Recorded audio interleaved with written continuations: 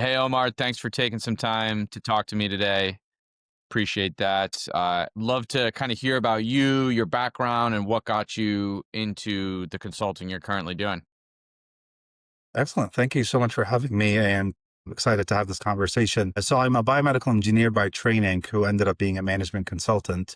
And one of the key things that kind of guided that transition is the complexity of when you're in leadership, you're not really solving very well defined problem like an engineer would do, which is a very defined technical things. Once you move into management, you will very quickly start to realize the complexity of the intertwined problems that anyone in a position of a leadership will face. And that kind of guided me to start looking to be better equipped.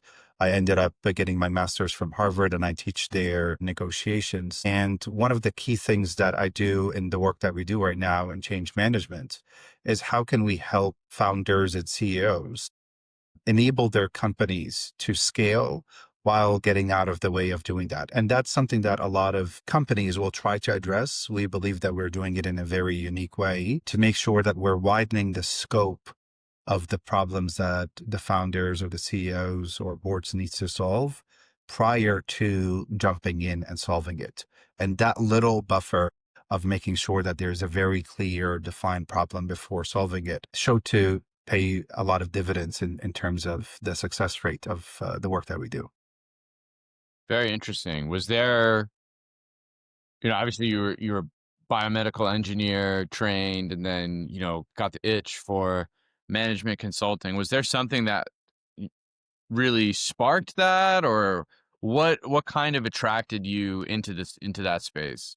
Yeah, a funny story. I became the CEO of one of the largest Islamic centers in New Jersey. So I did not only just move to management, I moved in management in the nonprofit space. And that translates into, at least in my head, into industry that have very complex way of assessing its success, very ambiguous way, right? In the nonprofit space, how can you really put your hand on the success that you want to do when it's intertwined with a lot of initiatives and work? So that forced me to start equipping myself. I started to go to Harvard for executive education classes. I started to gravitate towards strategy. And then I started to see that if I am leading a nonprofit, it's not just a feel good environment for those who are involved, but how can you build systems and infrastructures that can still maintain the passion that the organization is working towards, but also do it in a way that is effective and impactful. And bringing those two sides from my technical training as an engineer to understanding better what management is and what leading change is, bringing those two, I felt like it was the best training grounds for the work that I continue to do. So I did that for 5 years. And then after I kind of, hang the hat and pass the baton to someone else, I've been doing this for 5 years with different companies. And our focus is to scale any organization that can scale its impact. Not necessarily a nonprofit organization, but anyone in the for-profit space as well. Intriguing, incredibly intriguing, very cool path and story. I love it. I've got a million questions, but I do just kind of want to get like a little bit of an overview of your organization now, what you guys are doing, you said basically anybody, but like, do you have key custom, a customer type, an ICP? Like, talk to us a little bit about that. Yeah. So we primarily focus on industries that there is a very clear success rate, like they've been on operation for quite some time. And we're not saying like super mature organization that they've been in industry for decades, even though that's a target client now, but it wasn't for the past 5 years. We were focusing with a lot of founders that they've been in business for 5 to 7 years. They broke the million in terms of their revenue. We went from clients that are doing 1 to 2 million to 450 million. So that was a range of the clients that we had. But the problem statement was the same, is that a founder or the CEO that was the quarterback of the whole operations, how can we make sure that we're building systems around them to let different work streams happen more independently than relying heavily on them, and letting the CEOs themselves evolve through that process of understanding what got me here might not necessarily be the reason for the success moving forward. And changing that mindset was probably one of the most complex piece of the work that we do. We serve right now more focused in three different industries. We are in the dental space because it's a perfect client persona for us. Someone who is trained heavily as a technician, as a clinician. Every problem in their 4-year training is a technical problem. Yet when they start to run their own practice, they're asked to be CEOs and they have no idea how to do that. Or at least there's a lot of blind spots for them when they do that transition. So we help dental practices really fix their operations and help them to scale if that's a decision that they're looking to do, which is to add more offices and make sure that they're doing that scalability in a way that is managed properly.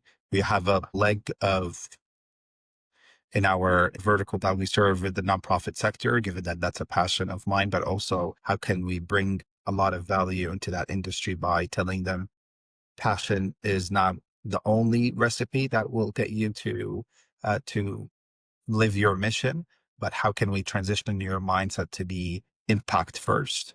And the third vertical that we work with are CPA firms. Again, if you see that it's the same persona, the key service provider is the one that the whole operation revolves around. Yet if we build systems, we relieve that level of independency and allow the organization to grow.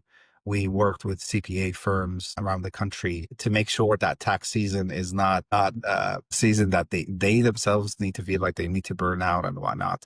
And how can we systemize that operation to make it so smooth? So these are kind of like some of the industry that we work, not exclusive to those, but these are the ones that we worked a lot with the past 5 years.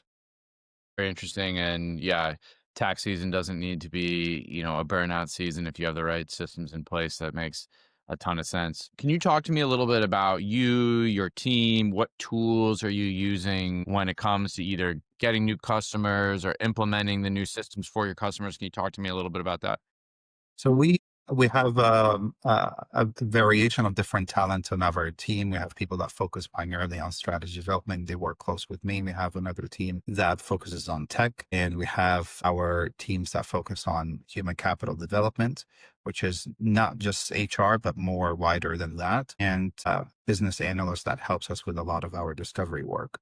We don't have people that primarily focuses on marketing, given that we feel that people solve the marketing problem a little too early prior to solving a lot of more fundamental things that needs to say, now you're well positioned to spend and invest into marketing. We use a wide variety of tools. Our philosophy is we do very strong understanding of the problem. We have a tech team that is not in love with any singular particular tool, but they have the ability to use a lot of different tools. And we do two things: is that we either try to quickly find them a good out of the box, off the shelf product, but we also have the technical expertise to build customized solutions, and we have done that for the past 5 years. And we're very happy that we are all techies. So I also serve as the chief strategy officer for an AI company within the dental space called Meet Casper. And we Right. have hundreds of dental clinics using our software. But we also, like we always try to, again, make sure that we're not just solving a technical thing by giving a software or solving a technical thing, but understanding the scope of the things that we need to solve for. So that's kind of like a very high level overview on team and tools. That's great. That's great. Totally get it. You got like specific teams to fulfill in specific areas, and you guys are wide ranging. Are you using anything internally that's helping you, whether it's like a project management system, CRM? Like, what are you using internally to kind of make sure everything is running smoothly and on track, and new clients are coming in the door? There are multiple tools that we use. The one that we gravitate to a lot is Airtable. Airtable is monstrous, and at least in our use cases, we find it to be very agile in terms of its utility. Like we can customize it the way we want it at a very, very fast speed. But we also built our own internal operations with our own given our some of the unique use cases that we do with our clients. So the tools that we ship out to them, for example, the dental space, we have inventory management systems, we have financial management systems, so stuff that integrates with QuickBooks. So we have our own portal, the Maryland company portal that oversees all these different tools that we launch. In addition to that, for the people that in the fintech space, we have a lot of OCR systems that reads and AI systems that read PDFs and analyze it and ships insights back to them. So yeah, I would say if there's one tool that we use a lot is Airtable. It's very powerful. Amazing. When you think about innovation, whether it's something that you're adopting in your practice or something that you're helping your clients adopt, like what's been a game changer in the last couple of years that from your perspective has been the best innovation that you've seen? So in terms of the tools, obviously we're living in an unprecedented era right now with all the different innovations that are coming up. But I would interpret also that question a bit differently. And this is maybe for whoever will be watching this. Innovation is winning on a very small incremental piece, meaning you need to figure out your process, your conveyor belt in providing your service. And innovation is figuring out at a particular small incremental piece, what is the alteration that we can do in the process that can have the biggest gain. And we all think that we need to go from riding horses to innovation is going to be a rocket ship versus innovation. If you're looking at it, it's a very incremental focused iteration. If you think even about Uber and Lyft were considered an absolute disruptors, but people are thinking that we went from taxis to Ubers. But they forgot that there were a slew of companies that came in between, that they were all small, incremental, innovative ideas that led us from that, right? So people might not remember Zipcars, but Zipcars was almost the same model as Uber, flee, an app, you pay, yada, yada. And Uber was a very interesting innovation to say, wait a second, we can do that same exact use case without doing a tremendous capital expenditure by innovating to make, instead of us owning the cars, just have the universe are our drivers.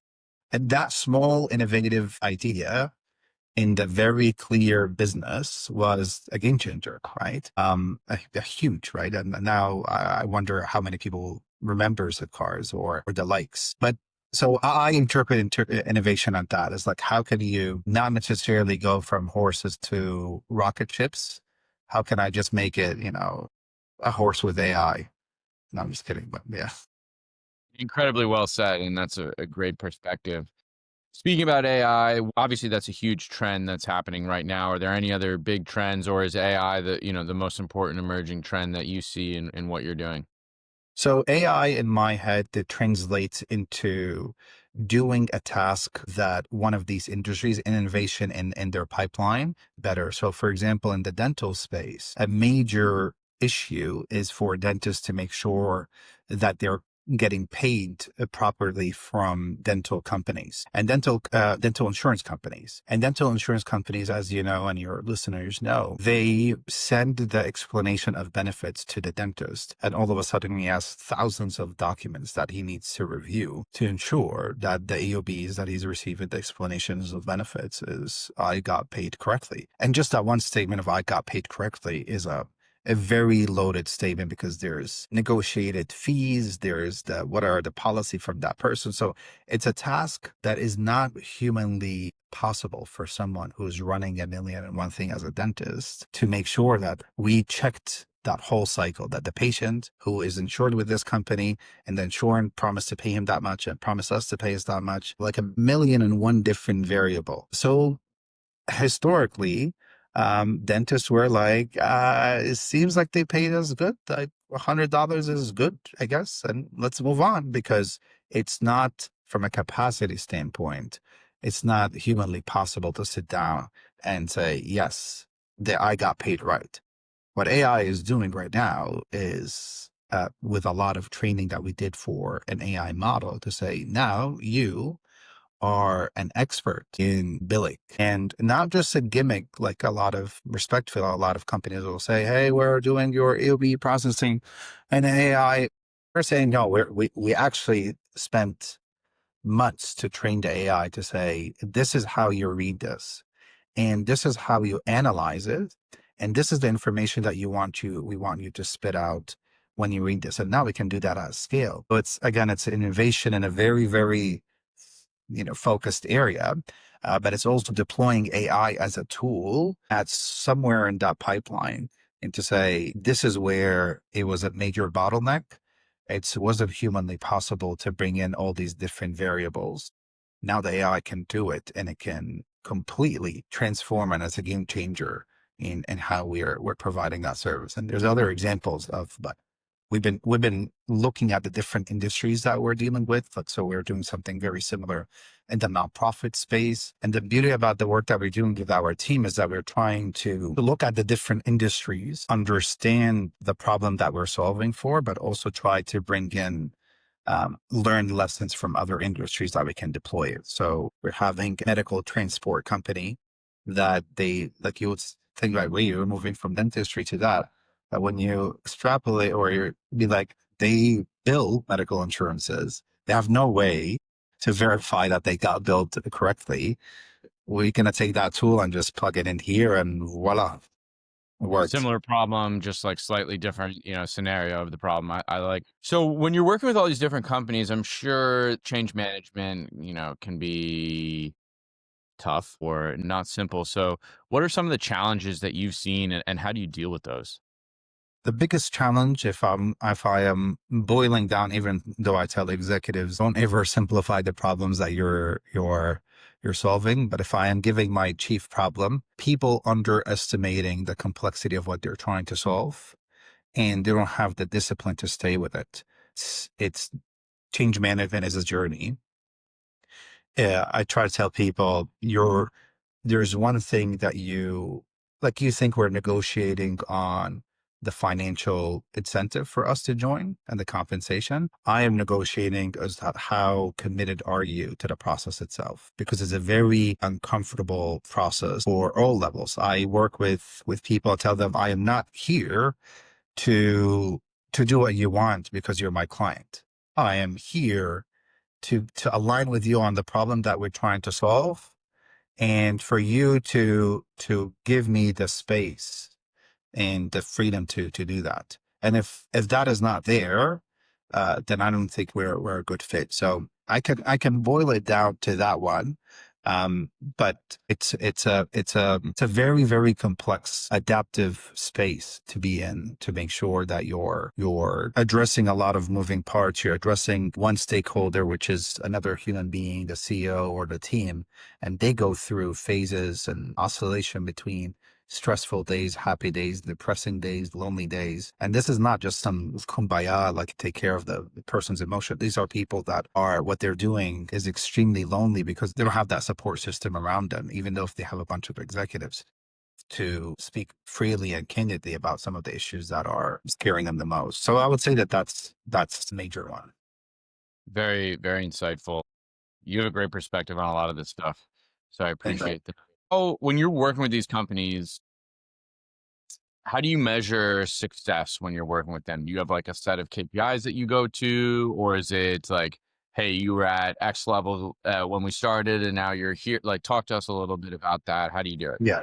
Yeah. So given the complexity of the first, that's a brilliant follow-up question to that. And I can't claim, if I'm being very candid with myself about this, that has been an easy part, because we do two things. A is that we draft with the companies that we work with. So we take them on a 2-day retreat, and there's a lot of work that we do in this 2-day offsite, and sometimes it's 4 days, on kind of writing what we call our transformation plan. Like, this is what we're doing, right? And this is everything that we're going to be. So it's like taking a patient to the operating room and opening them up to say, well, this is what we need to do for the heart, liver, but also after that retreat, after that you open all of that up, you need to suture that back to not leave the patient open. And the fact that we opened a lot of these different things makes the KPIs also very diverse, because you'll be like, someone is working on the heart, someone is working on their kidneys, and the progress varies.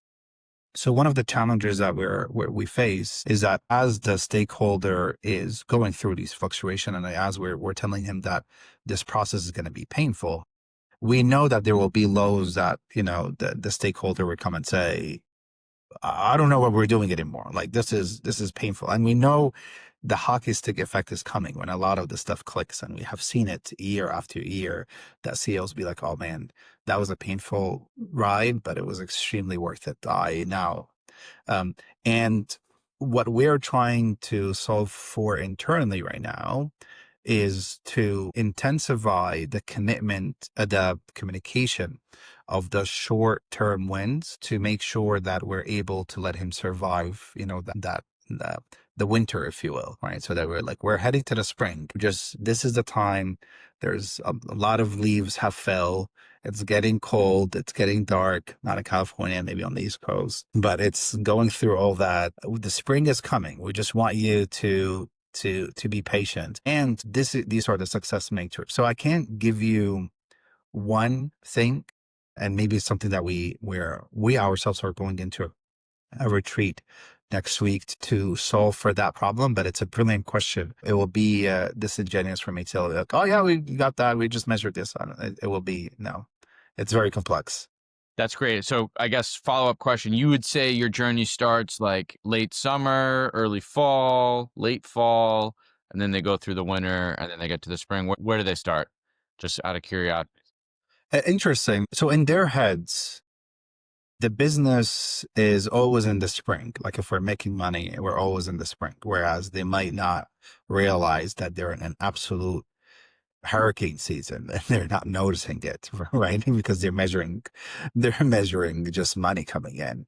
So it depends on where they see themselves. Some of them see that they're absolutely in hurricane season because there's other things that they're trying to solve in their heads or goals that they were never communicated or whatever, right? Oh, we're doing terrible. I hate it. So it's in that discovery, calibrating where are we objectively. And when I say objectively, one example that we share with people all the time is that if you ask people like, how's the weather outside, you will get nice, cool, hot, like a lot of subjective take on the weather versus you want someone to be like, hey, it's 60 degrees outside.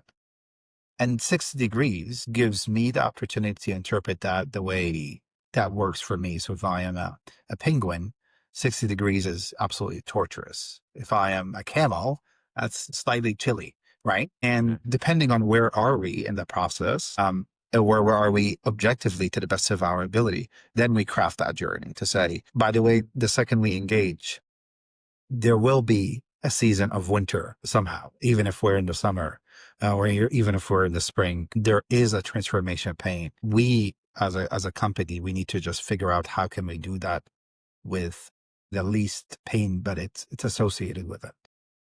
I love I love the season analogies. Us East Coasters can relate to it. Sorry for people on the West Coast, you probably don't. It's a great analogy. Omar, where do you see yourself and your company in the next 6 to 12 months? What are your goals, aspirations? So we really want to really double down on the verticals that we're working with. So the dental space is a very promising space. I think we want to excel in exposure to go there. We believe that we have a lot of very impactful tools that these industries can help with. And we are focused to solve a human-centered problem, which is there is an individual in our equation, which is a dentist, which is a CPA, which is a CEO. We had an interesting CEO that runs a trucking industry, which is a fascinating industry that I didn't even know that it existed. So we're hoping to excel in these verticals. We are hoping to solve some of the chronic problems that we had internally. Like how can we make sure that that journey is generating enough momentum and heat, but not necessarily being too stressful on the stakeholders, and we're able to give them the gauges of success. So that will be the focus of our upcoming retreat that we are going into ourselves to make sure that we're tasting from our own good medicine. Awesome.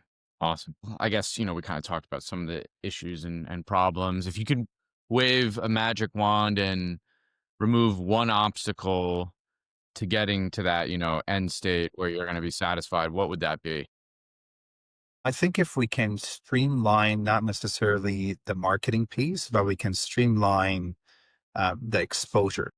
Like we want to have the opportunity to be in front of a lot of different stakeholders. So I just came back from a dental conference that had 75 people there, and I believe it was a very magical thing because we weren't trying to sell.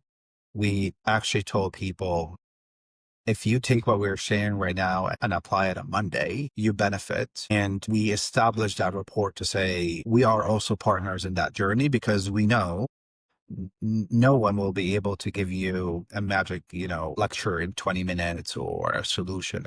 We are the people that will take you through that journey. So I would think that if there's a magic wand, how can we get in front of a lot of people? By presenting them value that can help them, not necessarily just flood the market with exposure, but not necessarily that exchange of value, if that makes sense. Yeah, that makes sense.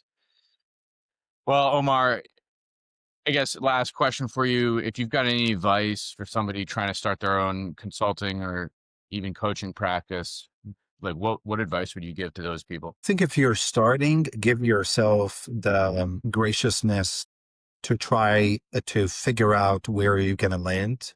Don't try to accelerate that process because it will, like, understand that it will take some time for you to try different things to figure out where exactly is my niche. I believe that with the level of anxiousness and the pressure when you're starting a business, you feel like I need to get that right from day one. And it's good that you're going to be very tenacious to figure it out and focus, but also make sure that you're not landing too small or too wide, and give yourself the timeline and the runway to iterate and figure that out, and just almost have like the mindset to know that this is the process so that it becomes less anxious. But you can tell someone that, but it's easier said than done. Sure, of course. Yeah. So, Omar, if somebody wants to look you up or your company, what's the best way to find you and get in touch with you? So LinkedIn, LinkedIn is a source, Eamon and Company, or emedandcompany.com, or look me up on LinkedIn as well, Omar Awad, and take from there. Thank you so much, Omar, for your time. It was a pleasure talking to you, and best of You luck too. going forward. Excellent. You too.